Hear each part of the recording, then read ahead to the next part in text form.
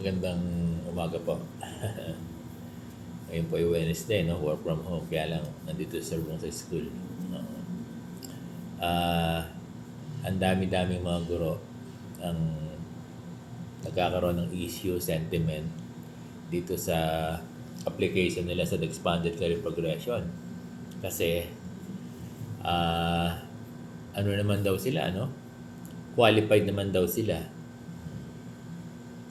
Kaya lang, yung papers nila ay hindi naman daw na-endorse. Tapos yung division office nila, nag-endorse nga, pero kukonti lang. Tinatanong nila paano na sila. Sana na uunawaan ng ating mga division office na yung mga guro kaya nag-a-apply sa ACP. Ano to survival ito 'di ba? Kasi kapag na-promote sila sa ACP, tataas yung salary grade nila. At kapag tumaas yung salary grade, tataas yung sahod nila. Yan. At ang realidad, pag tumaas yung sahod, di ba, karamihan dyan, mag-renew ng loan na malaki. Yan Di ba, dear teachers? Pero yung iba naman, okay din naman yung mga nakakaangat sa buhay ng mga guro. Ang habol lang naman talaga nila ay ma-promote. Kaya lang iisa yung sentiment nila na nag-qualify naman sila, no? Nag-qualify naman sila. Alam niyo, kahit wala namang wala namang issue kay mataas, kay mababa yung nakuha ng guro Pare-pareho naman ang diyan, ang action diyan I-endorse lahat I-endorse lahat. O, kaya lang naunawaan din naman natin na depende sa budget, no? Depende sa budget ng mga division office, yung dating ng budget.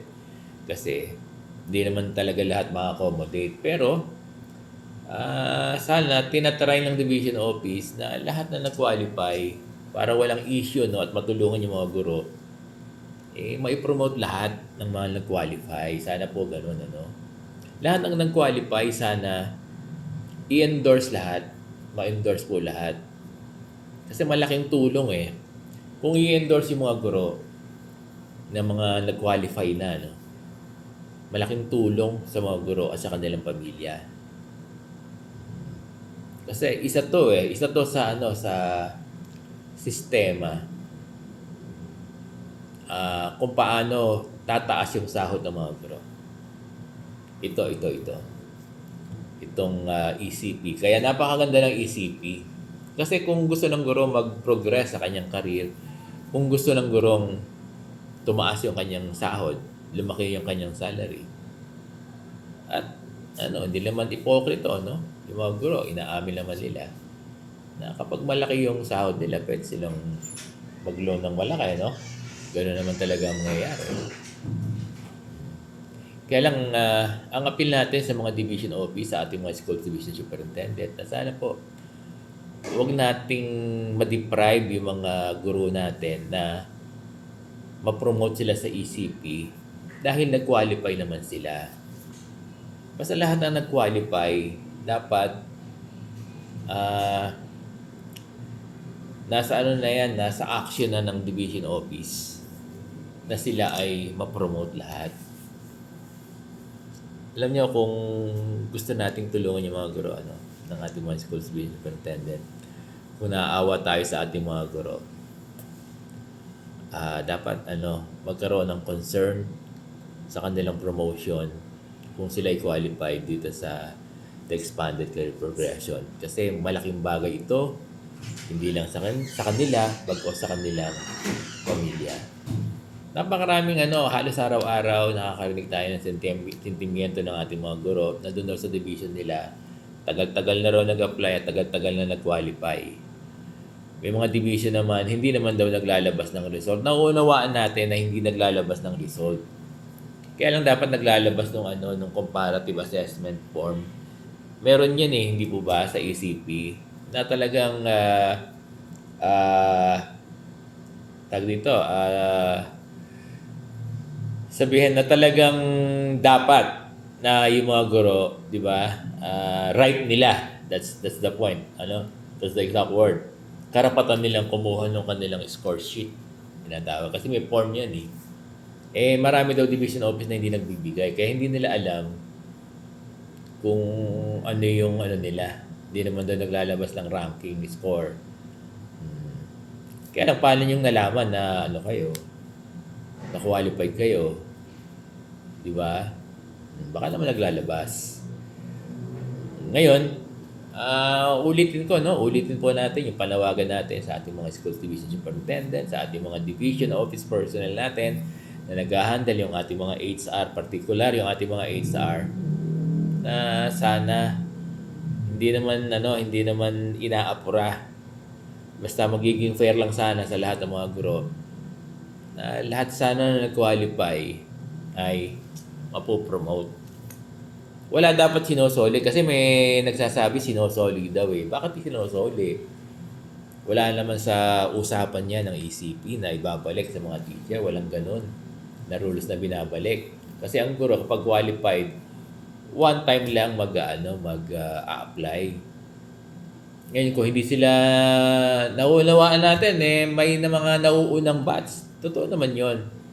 At naunawaan din naman natin yung discretion ng ating mga schools division superintendent. Kaya lang, yun nga po ang sinasabi natin, pinagpipilitan natin na dapat magiging fair sa lahat. So lahat na nag-qualify, lahat ng position, regardless of the teaching position, Teacher 2, 3, 4, 5, 6, 7, Master Teacher 1, 2, 3, 4, 5, even principal positions. So, lahat na nag-qualify ay dapat ma-promote. Kung gagawin po natin yan, malaking bagay yung magagawa natin para sa ating mga guro. Particular sa ating mga guro. At talagang paulit-ulit ako, matutulungan hindi lang yung guro. Matutulungan pati yung kanilang pamilya. Sana po, huwag nang magkaroon ng mga biases, huwag magkaroon ng mga unfair treatment sa mga teachers natin. Huwag dapat palakasan, di ba? Huwag dapat nirarapol. Wala naman po problema kung meron tayong mga paborito. Nauunawaan din naman natin 'yan. 'Di ba? Yung mga dahil alam natin may mga potential nagiging favorite at inuuna. Basta lahat kung na-promote na yung mga gusto natin ma-promote, basta still babalik tayo doon sa premise na dapat i-promote lahat ng mga guro na nag-qualify. Walang iiwan. Kung yung budget ay hindi naman one time, big time, wala naman din problema. Basta naipapaliwanag lang sa mga guro na kapag may tumating uling budget, sila naman. Ganun lang po sana, no? So maraming salamat po.